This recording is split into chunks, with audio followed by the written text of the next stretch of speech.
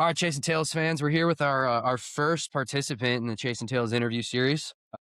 Mathis, why don't you go ahead and introduce yourself, who you are, what you drive? Well, my name is Mathis-Gabriel Chiasson. I'm a driver of the F57. That's a change this year.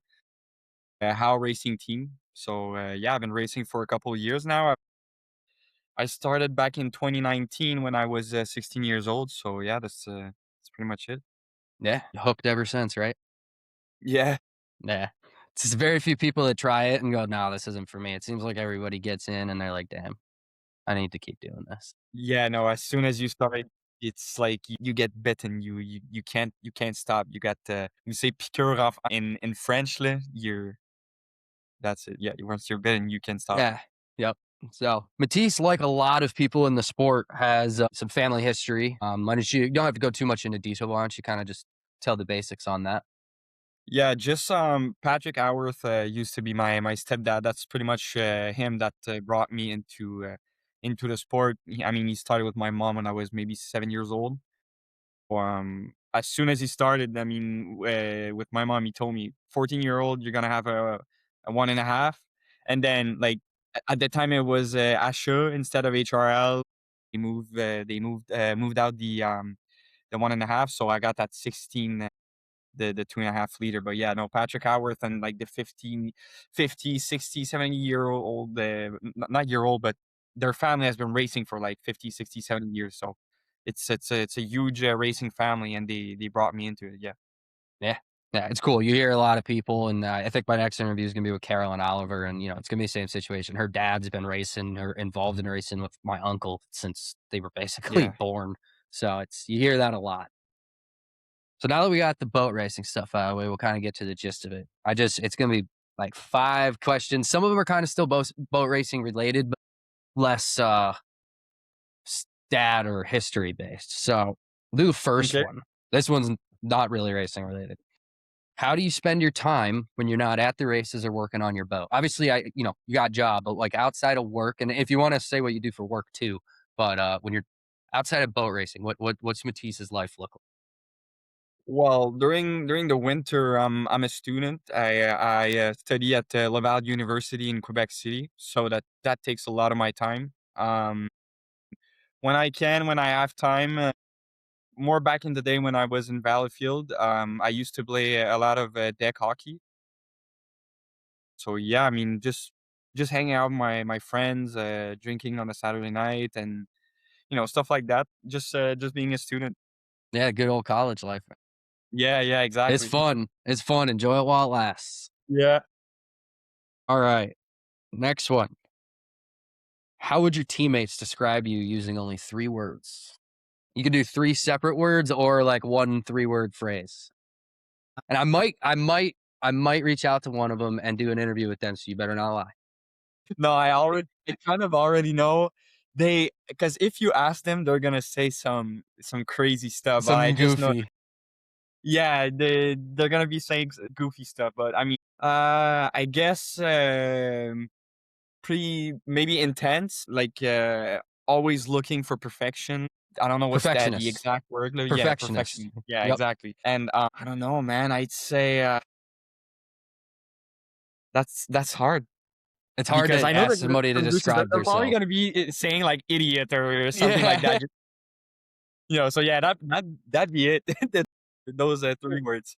I will say I got to chat with a bunch of your crew when we were out there for the gala, and I love talking to you guys. Everybody's so like energetic and having fun, and like even on you've had bad days on the race course, and everybody's still positive and smiling and social.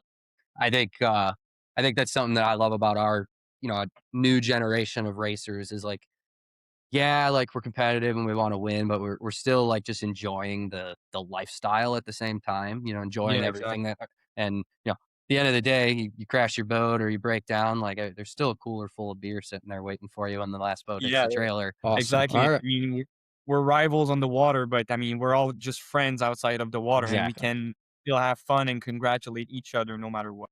Exactly. Exactly. All right. This one's a little bit more philosophical. What's the best Okay. piece of advice you've ever received and who gave it to you? Can be racing related or not racing related. Well, the first one that came to my mind is that when I used to race, well, it was go karts. It was like just a little league at the closest go kart spot I had. Mhm. I was racing and I crashed once, and Patrick Howarth, I was so pissed because I was behind and I came back and I was really, really mad and I kept saying, "Oh, he bumped into me and stuff." And he just came to me and he said, "Well, the race is not over till it's over." Yeah. So I went back to like it was the semifinal. I went back to the final, went from 19 to I think fifth in like 15 laps, something like that. I'm not remembering exactly, but Yeah. it really stuck with me. Like the race is not over till it's over. That's probably the best piece of advice I've got. And it applies in boat racing. I know there's a lot of sometimes we'll have heats where somebody gets out to a good start and, so if they don't make a mistake, it kinda ends the way it started sometimes, but Yeah. it's boat racing, man. You're racing on water, you're racing on very edgy crafts, and mistakes happen a lot, and, I mean, sometimes it's not even necessarily the driver's fault. You hit the wrong roller, and boats don't like it sometimes. No, exactly. My first ever final win was that someone hooked Yeah, last Tonawanda, right? Grant hooked last lap, and I went first because of that, and I missed my start, so that was my fault. But race not Yep. over till it's You over, so I keep won my pushing. first final because of that. Yeah, Yep, absolutely. Alright. I got 2 more of these, and then I got a couple would you rathers. Those are the fun ones. yeah, yeah. If you could trade places with anyone in the world for 1 day, who would it be and why? Oh my. Well, I have to think that one out. Goddamn, I Right. wasn't expecting that. Who I would trade life with? I don't know. Maybe like who? Maybe like I don't know. Really, I have no clue who I would trade My life with. I was thinking about it a little bit when I was going through the list of questions trying to pick which ones to ask out, and I was thinking, like, in terms of, like, a kind of a racing context, Travis Pastrana's life would be pretty fun. Yeah, well, I don't even know who that guy is. I'm sorry. Dude, you I look him up. Look I know him by his name, but I don't know who yeah. that is. The dude just spends his whole life riding dirt bikes. I mean, he was driving an offshore boat earlier this year, just doing action sports and getting paid to do it. No, no. So that's just It's insane. it is a little insane. Yeah, well, no, but now that you're saying that guy and you're like picturing it to me, you know, a guy, his name is Whistling Diesel on Oh, like yeah. YouTube. Oh, Like yeah. that'd be awesome to trade life It's with such a him. fun lifestyle, man. He's just out here tearing up Yeah, cars every buying day. Maybachs and Ferraris and just Yep. destroying them. So Yep. that'd be cool. That would be fun. That's a good answer. Yeah. Alright, one more before the, would you rathers. All right. What song, quote, or motto best captures your mindset?